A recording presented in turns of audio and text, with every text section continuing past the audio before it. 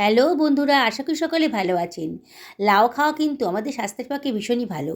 তাই আজকে একটা লাউয়ের ব্রেকফাস্ট রেসিপি নিয়ে এসে হাজির হয়েছি। বানানোটা একেবারেই সোজা। এখানে কিন্তু পুরো লাউটা আমার লাগবে না।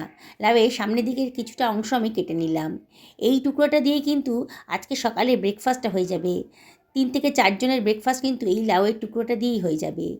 লাউয়ের খোসাটা আমি ছাড়িয়ে নিচ্ছি একটা পিলারের সাহায্যে। এবার লাউটাকে আমি টুকরো টুকরো করে কেটে নিচ্ছি। ইচ্ছে করলে আপনারা গ্রেটারের সাহায্যে গ্রেট করেও নিতে পারেন। দেখুন ছোটো ছোটো টুকরো করা হয়ে গেছে। এবার একটা মিক্সার গ্রাইন্ডার নিয়েছি, তার ভেতরে লাউয়ের টুকরোগুলো আমি দিয়ে দেব। একবারে সমস্ত লাউয়ের টুকরোগুলো গ্রাইন্ড করতে পারবো না, মানে কিছুটা পরিমাণ দিলাম, বাকিটা ব্যাচে ব্যাচে করতে হবে। এখানে আমি 1 বাটি পরিমাণ সুজি নিয়ে নিয়েছি। সুজিটাও আমি কিছুটা দেব, কিছুটা পরের ব্যাচের জন্য রেখে দেব। এখানে হাফ বাটির মতো সুজি আমি লাউয়ের টুকরোর ভেতরে দিয়ে দিচ্ছি, মানে গ্রাইন্ডারের ভেতর দিয়ে দিলাম। আর বাকিটা রেখে দিচ্ছি পরের ব্যাচে লাউটা যখন গ্রেট করব তখন দেব। এখানে দিয়ে দিচ্ছি 1 ইঞ্চি পরিমাণ আদা কুচি, আর দিয়ে দিলাম কতগুলো কাঁচা লঙ্কা। সুন্দর একটা ফ্লেভার আসবে কাঁচা লঙ্কা দিলে পরে। এবারে আমি এর ভেতর দিয়ে দিচ্ছি 2 টেবিল চামচ মতো জল। এবার এটাকে আমি গ্রাইন্ড করে নিচ্ছি। দেখুন কত সুন্দর একটা স্মুথ পেস্ট তৈরি হয়ে গেছে। একটা বোলের ভেতর রেখে দিলাম, বাকি লাউটাকেও একইভাবে গ্রেট করে বোলের ভেতর রেখে দিয়েছি। এখানে 4 টেবিল চামচ মতো টক দই আমি মিশিয়ে দিলাম, আর দিয়ে দিচ্ছি 1 টেবিল চামচ মতো লবণ। এবারে সব কিছু খুব ভালো করে মিশিয়ে নিচ্ছি। দেখছেন তো বন্ধুরা, কত সুন্দর একটা টেস্টি রেসিপি তৈরি হয়ে যাচ্ছে। মাত্র 10 মিনিটের মধ্যেই কিন্তু এই ব্রেকফাস্ট রেসিপিটা আপনারা তৈরি করে ফেলতে পারবেন। খুব ভালো করে সব কিছু মিশিয়ে নিচ্ছি।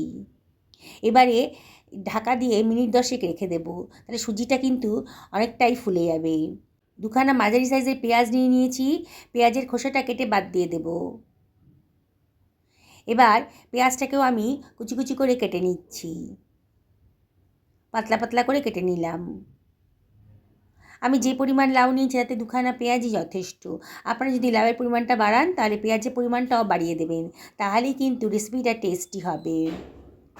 দেখুন কাটা পেঁয়াজগুলোকে আমি সরিয়ে রাখছি। আমি বেশ খানিকটা ধনেপাতা কুচি কুচি করে কেটে নিচ্ছি। ধনেপাতাটা দিলে পরে কিন্তু দারুণ সুন্দর একটা টেস্ট আসবে। মিনিট 10 হয়ে গেছে। এবার দেখুন সুজিটা কিন্তু অনেকটাই ফুলে উঠেছে। আবার একটু নাড়াচাড়া করে নিচ্ছি। এবারে এর ভিতরে আমি দিয়ে দিচ্ছি কুচনো পেঁয়াজটা, আর এর ভিতরে দিয়ে দেব ধনেপাতা কুচিটা। এবারে এর ভিতরে দিয়ে দিচ্ছি খানিকটা কাঁচা লঙ্কা কুচি, আর 1/4 টেবিল চামচ মতো হলুদের গুঁড়ো দিলাম জাস্ট কালারের জন্যে। আর সামান্য একটুখানি জিরে, 1/4 টেবিল চামচ মতো জিরে দিলাম, 1/4 টেবিল চামচ মতো কালো জিরেও দিয়ে দিলাম, 1 টেবিল চামচ মতো চাট মশলা দিলাম, খুব সুন্দর একটা টেস্ট আসবে। আর হাফ টেবিল চামচ মতো বিট লবণও দিলাম এর ভেতরে, 1 টেবিল চামচ মতো বেসন দিলাম, 1 টেবিল চামচ বেশিই দিয়েছি, 1.5 টেবিল চামচ মতো বেসন দিয়েছি। দিয়ে আবারও সব কিছু খুব ভালো করে মিশিয়ে নিচ্ছি। বেসনটা দিলাম বাইন্ডিংসের কাজ করবে। আবারও খুব ভালো করে হাতা দিয়ে মিশিয়ে নেব। যেসব বন্ধুরা রেসিপিটা দেখছেন অথচ এখনও আমাকে সাবস্ক্রাইব করেননি, তাদেরকে আমি রিকোয়েস্ট করবো আমার চ্যানেলটা সাবস্ক্রাইব করার জন্যে।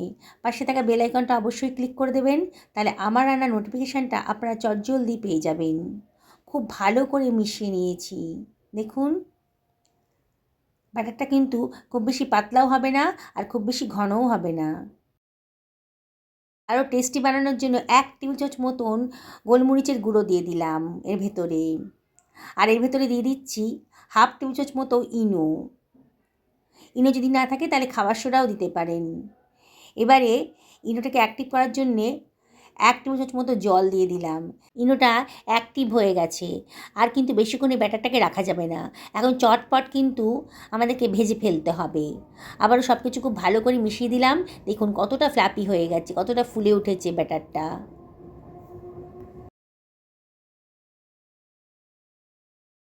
একটা ফ্রাই প্যান গরম করতে দিয়ে দিয়েছি। এর ভেতরে দিয়ে দিচ্ছি 1/2 টেবিল চামচ মতো সাদা তেল। তেলটাকে ফ্রাই প্যানের গায়ে ভালো করে মাখিয়ে নিচ্ছি। খুব অল্প তেলেই কিন্তু রেসিপিটা তৈরি হয়ে যাবে।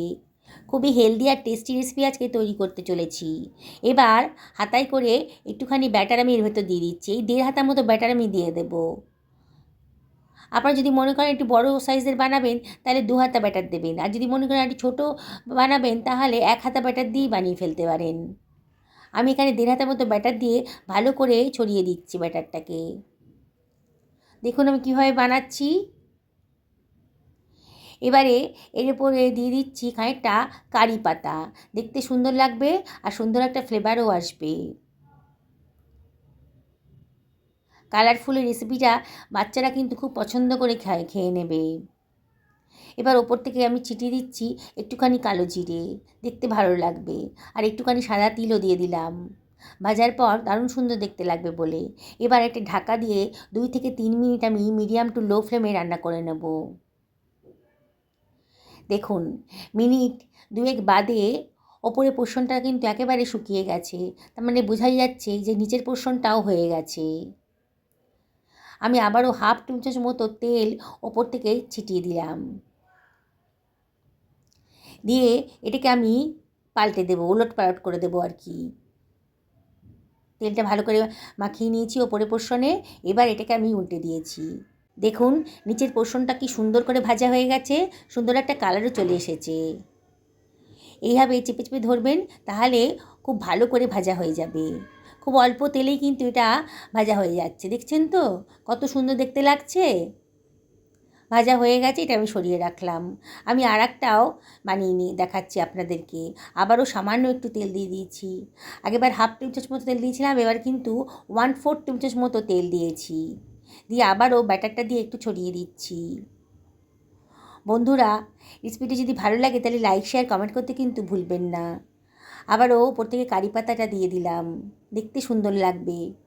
বাড়ির বড়রা তো খাবেই, ছোটরাও কিন্তু খুব মজা করে খেয়ে নেবে।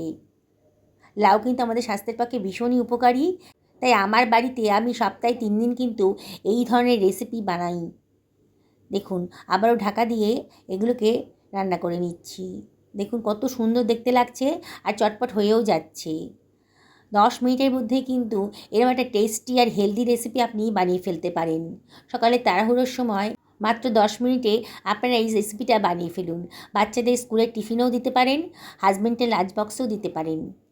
শুধু ব্রেকফাস্ট কেন, আপনারা এটা ডিনারেও কিন্তু তৈরি করে খেতে পারেন। এতটাই টেস্টি আর এতটাই হেলদি রেসিপি। একবার বানালেই মনে হবে আবারও বানিয়ে খাই। দেখুন কথা বলতে বলতে কিন্তু আমার সবগুলো ব্রেকফাস্টই রেডি হয়ে গেছে। আমি একটা সার্ভিং প্লেটে এগুলোকে সার্ভ করে দিচ্ছি। এটা খাওয়ার জন্য কোনো তরকারির প্রয়োজন হয় না। একটুখানি কেচাপ কিংবা রায়তা থাকলেই দারুণ সুন্দরভাবে এগুলো খাওয়া হয়ে যাবে। দেখছেন তো বন্ধুরা কত সুন্দর দেখতে লাগছে। বললাম না, বাচ্চারাও কিন্তু খুব মজা করে খাবে। যারা ডায়েট করছেন, ওয়েট লস করতে চাইছেন, তাদের পক্ষেও কিন্তু রেসিপিটা দারুণ উপকারী। বাড়িতে যদি কেউ বয়স্ক থাকেন তাহলেও কিন্তু তিনি এই রেসিপিটা খুব মজা করে খেয়ে নেবেন। কতটা নরম হয়েছে আমি আপনাদেরকে একটা ছিঁড়ে দেখাচ্ছি। দেখুন কতটা নরম হয়েছে। আমি আপনাদেরকে আবারও রিকোয়েস্ট করব, একদিন বাড়িতে বানিয়ে ফেলুন, সকলকে খাওয়ান, নিজেও খান, সুস্থ থাকুন, ভালো থাকুন। নমস্কার নেবেন।